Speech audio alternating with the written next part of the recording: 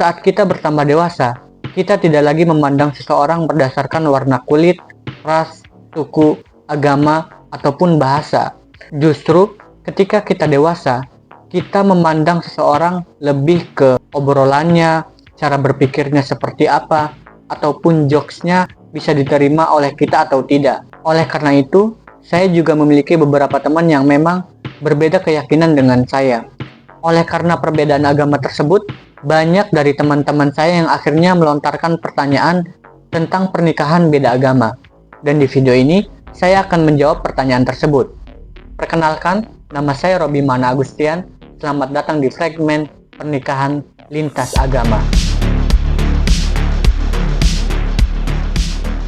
Sebenarnya Islam dulu sempat memperbolehkan pernikahan beda agama, seperti yang tercatat di surat Al-Maidah ayat 5. Al-yawma uhilla lakumut thayyibat wa ta'amul ladzina utul kitaba hillun lakum wa ta'amukum hillun lahum wal muhsanatu minal mu'minati wal muhsanatu minal ladzina utul kitaba min qablikum إذا آتيتموهن أجورهن محصنين غير مسافحين ولا متخذي أخدان ومن يكفر بالإيمان فقد حبط عمله وهو في الآخرة من الخاسرين. Tapi kemudian, Islam melarang pernikahan beda agama seperti yang dijelaskan di surat Al-Baqarah ayat 221.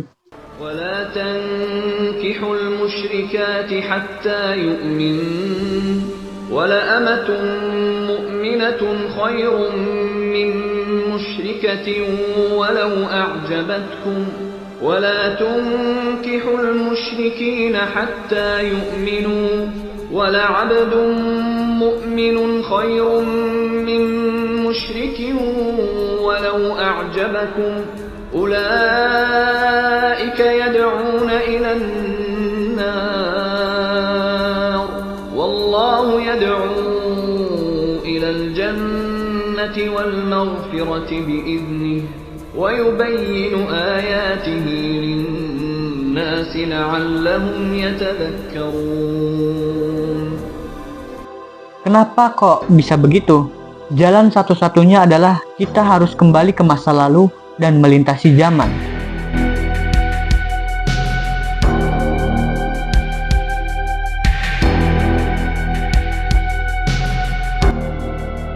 Mungkin bagi teman-teman yang memang mendalami Al-Quran atau kitab kuning seperti Qurratul Uyun atau Fathul Mu'in yang memang membahas fokus dalam konsep pernikahan, akan lebih mudah memahami jawaban tentang perspektif Islam dalam menyikapi pernikahan beda agama. Karena memang jawabannya sederhana. Jawabannya adalah satu kata, yaitu kafir. Kenapa sih kata kafir ini bisa menjadi jawaban? Dan peristiwa apa yang melatar belakangi kata kafir ini muncul? Jadi ceritanya begini, di zaman dulu, kaum Nasrani dan Yahudi itu sudah diberitakan lebih dulu tentang akan lahirnya seorang laki-laki yang akan menutup kenabian. Sebagaimana kita tahu bahwa laki-laki itu adalah Nabi Muhammad SAW. Kaum Nasrani dan kaum Yahudi pada saat itu berharap bahwa laki-laki itu, atau kita sebut saja Nabi Muhammad, itu lahir dari garis keturunan Ishak. Tapi faktanya, sebagaimana kita tahu bahwa Nabi Muhammad ini tidak lahir dari garis keturunan Ishak, melainkan Nabi Muhammad ini lahir dari garis keturunan Ismail. Kaum Yahudi dan Nasrani ini agak sedikit kecewa karena tidak seperti yang diharapkan. Nabi Muhammad ini lahir dari garis keturunan Ismail, tapi secara iman mereka percaya dengan Nabi Muhammad ini sebagai nabi yang menutup kenabian. Mereka juga percaya dengan Allah. Jadi secara keimanan mereka masih berpegang teguh. Mereka percaya dengan Allah dan mereka juga percaya dengan Nabi Muhammad.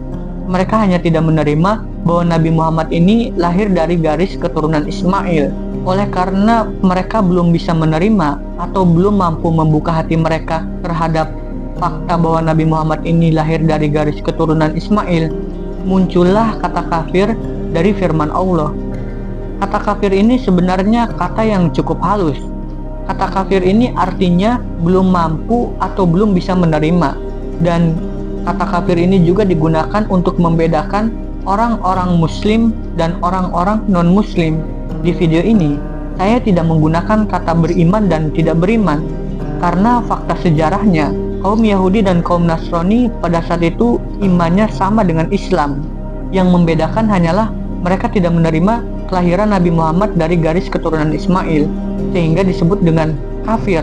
Oleh karena imannya sama, maka Islam pada saat itu masih memperbolehkan pernikahan beda agama, seperti yang tercantum di surat Al-Maidah ayat 5, di mana di surat Al-Maidah ayat 5 itu dijelaskan bahwa laki-laki muslim boleh menikahi wanita ahli kitab. Ahli kitab itu artinya seseorang yang berpegang teguh atau berpedoman pada Al-Quran, Injil, dan kitab Taurat.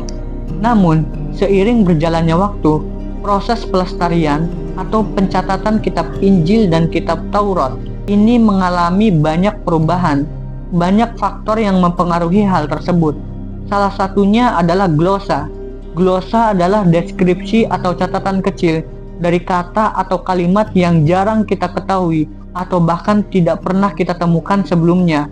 Jadi glosa ini sifatnya membantu kita memahami kalimat yang jarang kita ketahui atau kita dengar. Sebenarnya hal ini cukup bagus agar kita bisa mudah atau lebih gampang memahami tentang kitab Injil ataupun Taurat. Namun yang menjadi kesalahan adalah si penulis selanjutnya menaikkan status glosa yang tadinya sebagai deskripsi kecil atau catatan kecil menjadi ayat. Jadi glosa ini yang tadinya hanya berbentuk sebagai catatan kecil dinaikkan menjadi ayat dalam kitab Injil ataupun Taurat, yang otomatis merubah makna dan merubah pemahaman, sehingga dampaknya juga akan merubah konsep ketuhanan dan ketauhidan orang-orang Nasrani dan orang-orang Yahudi. Yang akhirnya apa? Orang-orang Nasrani dan orang-orang Yahudi tidak lagi menyembah Allah dan tidak lagi beriman kepada Rasulullah. Karena apa? Ya karena isi dari kitab Injil dan Taurat itu sudah berbeda. Bahkan sebagaimana kita ketahui sekarang, Injil dan Taurat itu terbagi menjadi dua. Ada Old Testament dan New Testament, yaitu perjanjian lama dan perjanjian baru. Belum lagi Injil itu terbagi lagi menjadi 5. Nah, karena perubahan dan pergeseran makna tentang konsep ketuhanan dan ketauhidan pada agama Nasrani dan Yahudi, akhirnya Allah menurunkan surat Al-Baqarah ayat 221 yang melarang laki-laki muslim menikahi wanita non-muslim sampai mereka mau beriman. Begitupun sebaliknya, wanita muslim dilarang menikahi laki-laki non-muslim sampai mereka juga mau beriman. Namun teman-teman, yang paling berat dalam menyikapi pernikahan beda agama bukanlah status agama dari pasangan ataupun orang tuanya.